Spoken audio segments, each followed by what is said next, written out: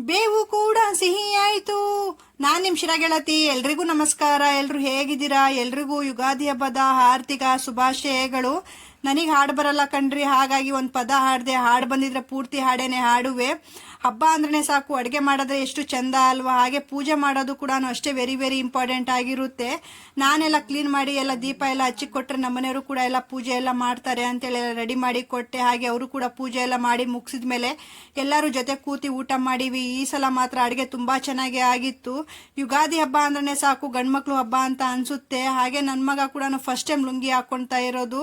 ತುಂಬಾ ಮುದ್ದಾಗೆ ಕಾಣ್ತಾ ಇದ್ದ. ನನ್ನ ದೃಷ್ಟಿನೇ ತಾಕೋ ತರ ಇತ್ತು. ಆಮೇಲೆ ಕುಂಕುಮ ಕೂಡ ಇಬ್ರು ಅಪ್ಪ ಮಗುಂಗೆ ಇಟ್ಟೆ. ತುಂಬಾ ಇನ್ನೂ ಮುದ್ದಾಗೆ ಕಾಣ್ತಾ ಇದ್ರು.